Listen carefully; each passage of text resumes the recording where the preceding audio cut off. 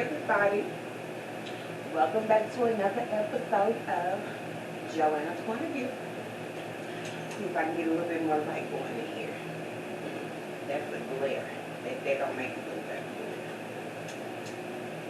good. We're gonna try to, y'all, okay. Yeah, so maybe if I come a little closer, it looks a little better. Yeah, we good, we good. Y'all can see my prettiness. Anyway, like I said, welcome back to another episode of JoAnna's Point of View. I have a few things I want to talk to y'all about today. I usually do a show on Sunday. I didn't because I just had a feeling something was going to happen that I was going to need to talk to y'all about. So I wanted to put it out so I could make sure I gave y'all the full scope. So, first of all, I have two cats, you guys. My son and my daughter have cats, each for themselves. And both of those cats, really personality-wise, fit my son and my daughter. Like, Night, he's pitch black, he's lazy, he's fat, he's like, I'll fuck you up if you fuck with me, but don't fuck with me because I don't want to do any type of energy exerting. Like, he's like that motherfucker. He's like, I'll fuck you up, but don't try. Because he's real timid. Like, he'll run from you first before he'll, like, swing at you. Like, he's that cat. That's my daughter's cat. That's kind of her personality. Like, man, look, just don't fuck with me. Let me do what I'm doing so I don't have to fuck you up. The other cat, Tiger, that's my son's cat. And Tiger and my son are, I think they're each other's spirit animals. Like, these motherfuckers they're so much alike, it's almost scary. Tiger's the thug. You know what I mean? Like, he I can't even say he won't fuck with you if you don't fuck with him, because he will. Tiger's that nigga. If you come around here and he don't know you, you gonna have some explaining to do.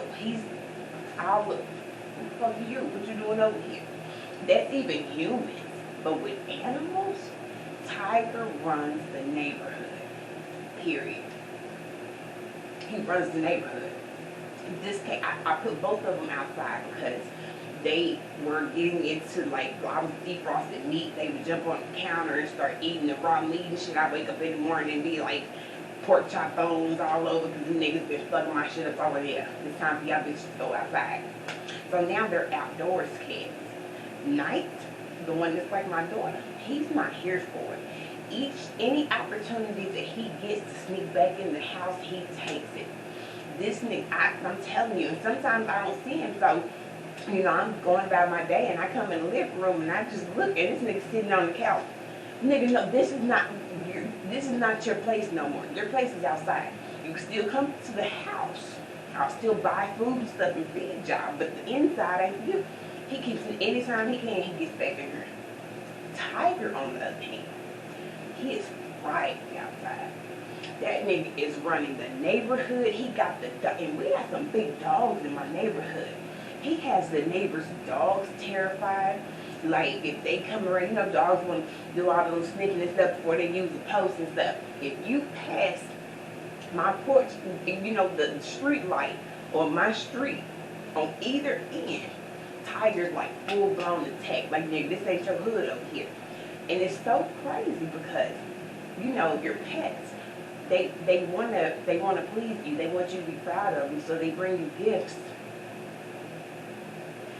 So almost daily, I have a gift from Tiger because he's like, listen, you put us outside, I'm cool with that because you feed us and stuff. I'm gonna make sure I hold down the fort out here. So every morning I wake up, I find another dead animal waiting for me outside. Yesterday morning I walked outside and I saw looked like red feathers, like kind of everywhere. I was like, red feathers. And now I look around the corner, it's a whole, I don't know what the red bird's called, but y'all know what I'm talking about. It's a whole red bird. It was an adult. He is demolished.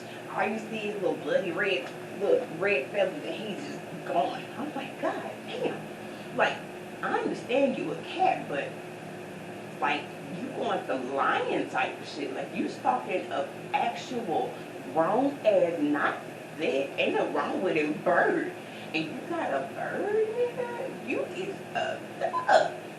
I'm telling you, like, Tiger is a motherfucking G. My ears, sorry. So today, I walk outside, smoke a cigarette. Good morning, world. I don't see my cats and stuff, but that's cool because they some hood cats now. So they be running off and going and getting them some pussy and shit throughout the night and throughout the day. So the only time I really see them if they hear my front door open, they'll come running back to the house if they think it's time for them to get some food. But other than that, I see Night up on the porch and sitting in my chair and shit like, bitch, I ain't in the house, but I'm gonna sit on this cushion. He don't do too much roaming around, but he has started getting some ass in the neighborhood because I've been seeing him come from way across the field and stuff. I'm like, yeah, there must be some little ass over there in the alley because he started to branch out a little bit, but he's still a pussy dog. Still 100%, like, I don't want no problems, feed me, rub me, let me in the house. That's still nice. Tiger, he thugging. Anybody want it can get it. So I come outside today, and let me take it back. The day before the red bird, my daughter went outside to feed them and found a squirrel, a dead squirrel.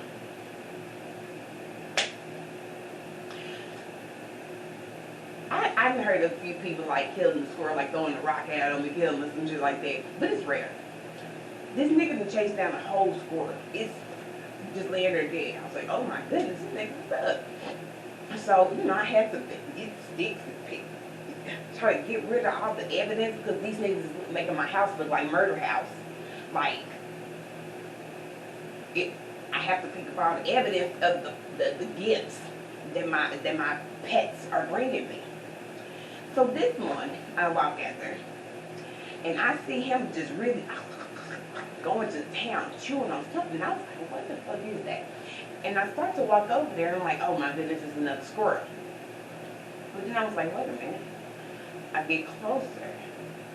Look a little bit closer. It's a big ass field rat. That motherfucker was the size of a squirrel, but it was a field rat. And he was sitting over there chewing, looking at me like, what?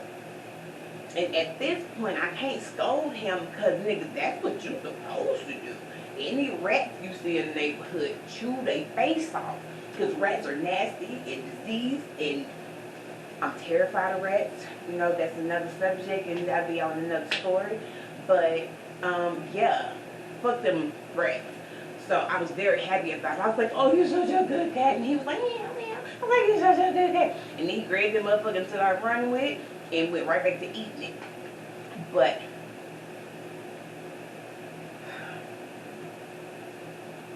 why is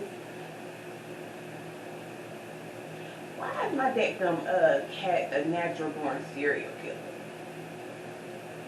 Like, I appreciate him getting the field rats because don't nobody want no rat in their house, and I thankfully have never seen a rat in my house. But I have seen a bunch of mice and little small rats that he's been catching outside. I've been seeing a bunch of them over the past couple of months, and I appreciate it. Because I don't do rats. I'm terrified of them. I actually am.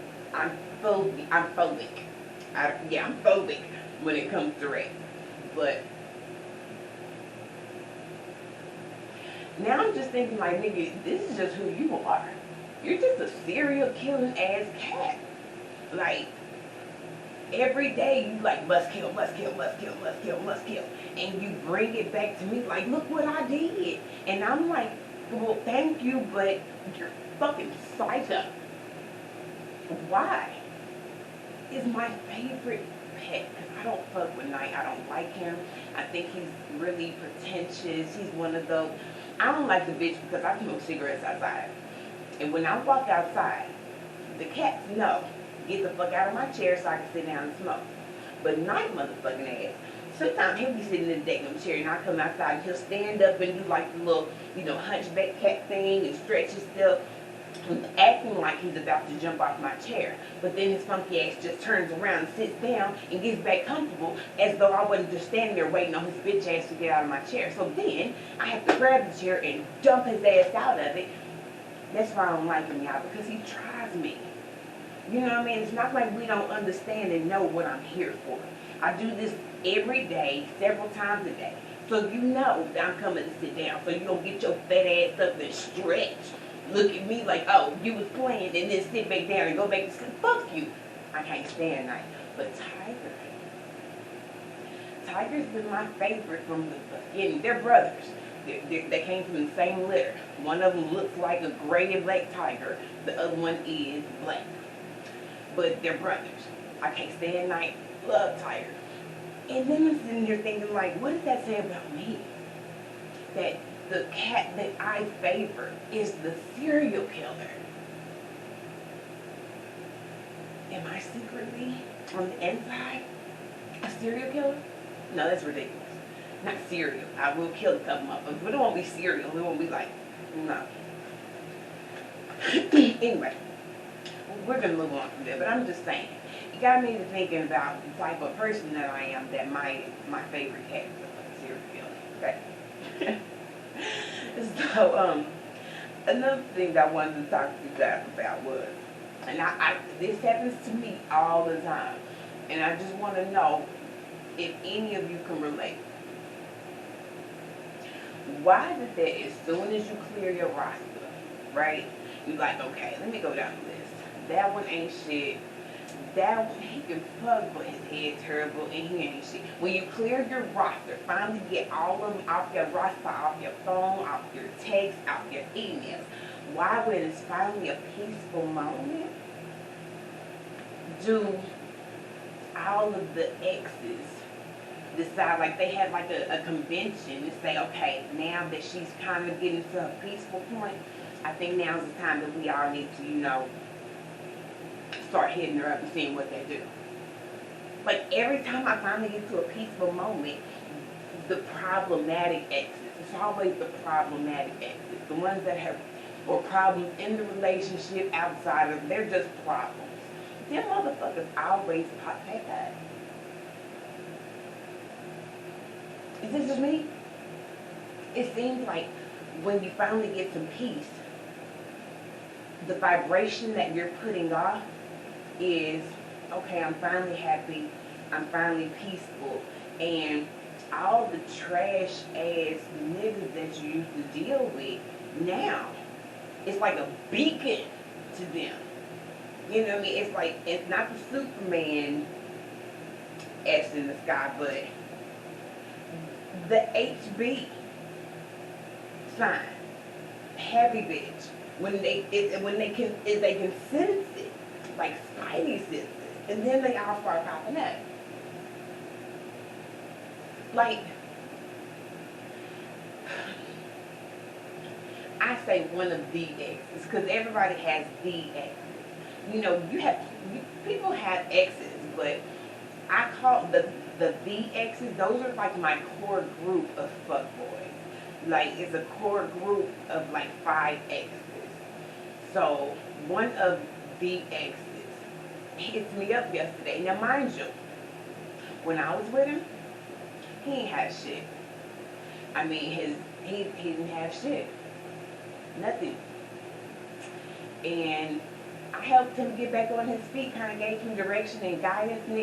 They helped him out with money. We helped each other out with money throughout the relationship. But he came to me already in his early 30s, but he was still living at home with his mom. He wasn't working because he was waiting on a disability case. He wasn't driving because his truck was messed up and da-da-da. So he finally got his disability, right? Good, glad about it. Now you can get your shit together. Because I had been left in a relationship. I was like, no, baby, you're a child. And this is repetitive. Because every time you and your mother get into it, you call me yelling, fussing, and cussing and stuff, wanting me to find a way for you to come to my house and bring that negative ass energy from you and your mom's fight to my house and shit. So you have been dismissed. But we still kept in contact. And so, he got his disability. Now he's getting, some of his lump sum payments. He done got himself, a slab. He got, got him a Lincoln or whatever kind of car it is. He done painted it up, tricked it all out. It looked all good and everything. Do y'all think that I have heard from him nearly as frequently as I did before that nigga got that car up and running? Before he got the car up and running, he was hitting me up every couple of days. Hey, I just want to see how you was doing. You already need anything? Now that he got this car, and he done painted it, because he's an excellent auto painter. So he painted it himself. He gave himself the little dark rainbow candy. It's nice. But he still don't got a place to stay. Still staying at his mama's house or in his car when she put him out. Like, nigga, you still moving ass backwards, but at least now you're doing it with a shiny new car. But all it took was for you to get a shiny new car for you to stop hitting me up on the regular like you did before. Okay, stay gone. I'm not mad at that, just stay gone. But oh no, when that HB beacon lit up the sky, happy bitch, here he comes. Hey, how you doing? Boy, what do you want? What do you mean, how am I doing? You ain't been asking? Why now? I'm sorry. What you sorry for?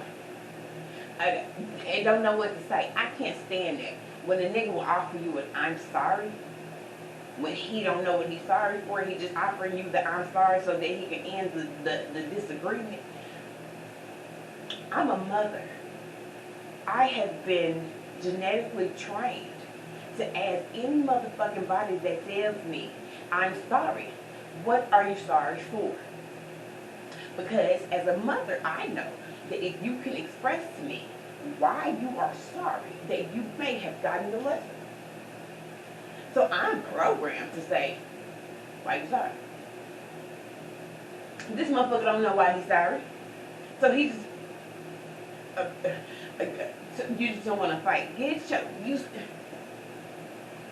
and see, and then the HB beating comes down, because now I'm no longer happy. Now I got an attitude because this motherfucker that hit me up with this stupid shit, and they got all tongue tied and can't say nothing, and now I'm just like, why the fuck did you hit me up anyway? Like, how are you hitting me up? Because I'm pretty sure I got all of the exes locked. So I had to go back to my phone and see, nigga, let me get these blocks going, because apparently I missed one. But am I the only one? That when you finally get happy, motherfucker want to come along and, hey, what you doing? Bitch, I'm not doing you. Understand that. Let's get that out the way immediately. I'm not doing you. So what you want? Ugh. Okay.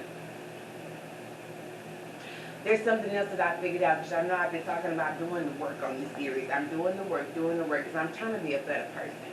Because even as mean and as uncouth as I can sometimes sound, I do want, I want a husband. I want a good husband. And I want to deserve a good husband. So I'm doing the work on myself so that I'm ready for when my husband comes. Y'all like that, bitch? Y'all my business, man. Anyway, so so in doing that, I was thinking, you know how when you with somebody and it's going good, and then they do something so catastrophic and it leaves you so disappointed. And you're like, not you. I had such high hopes for you. Not you. And you just disappointed. I know where it comes from. Disappointment in relationships comes from expecting everyone else to use the same caution and heart that you get. That's where it comes from.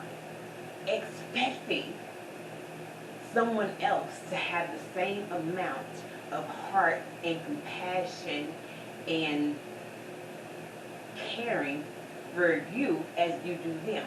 That's where the disappointment comes from. Because if you don't never expect a motherfucker to be a Prince Charming, when you find out that his ass ain't, you're not disappointed. You're like, I kind of figured it, you know. I wasn't expecting you to be a Prince Charming. I just wanted you to be a good dude.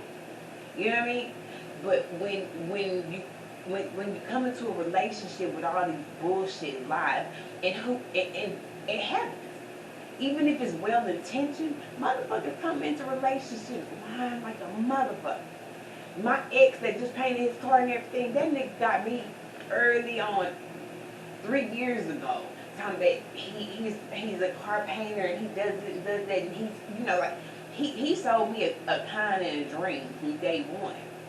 So when I found out that, nigga, you ain't shit, I was disappointed because I was expecting him to be what he told me. And that's where the disappointment comes from in relationships. Because you expecting a motherfucker to be what you are.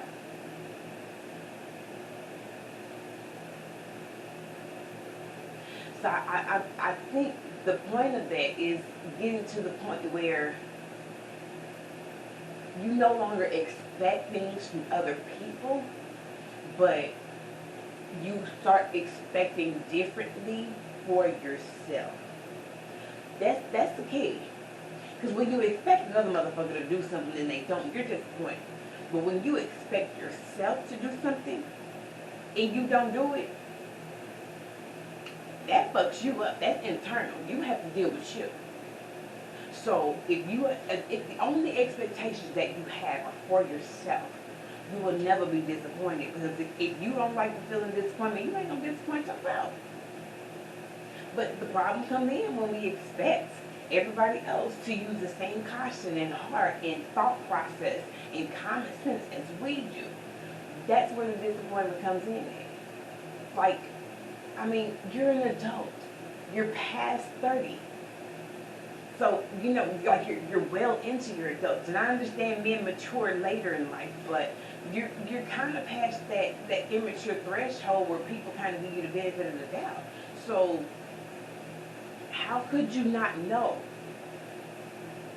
How could you not know? That statement comes from, I was expecting you to know. Can't expect nothing from anybody but yourself. And if you have that philosophy and you expect the best for yourself, you're going to deliver because you don't want to disappoint you. And that's what I'm starting to do now. If it's something that I want to do, I make it a goal to do. And I do it so that I don't disappoint myself. I'm not worried about nobody else and disappointing them and what they feel and how they think. I don't care. I need to fix I need to fix and work on and improve and be proud of myself. And that's what I'm doing. Okay, so I want to leave you guys with a thought-provoking question. And I really do want you to answer this question in the comments. Hit me up. I really don't know what you guys think. I'm going to give you my opinion, but I want you to tell me yours.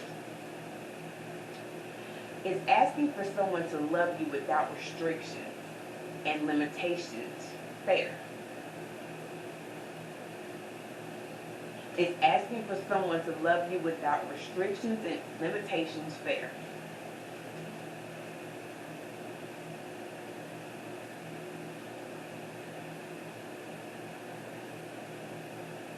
I think that kind of goes into the expectations versus it is what it is. If you expect good, better, best for yourself, and the person that you're dealing with doesn't fulfill you in those areas, but they fulfill you in so many other areas. Is it fair to hold that against them? Like, is it fair to say, I want you to love me without restrictions and limitations? Everything about me. Because I dated a guy that had these black spots on the bottom of his feet. It looked like he was putting out black and loud with his bare feet. And that bothered me. But I still loved his dirty draw. So, does that count?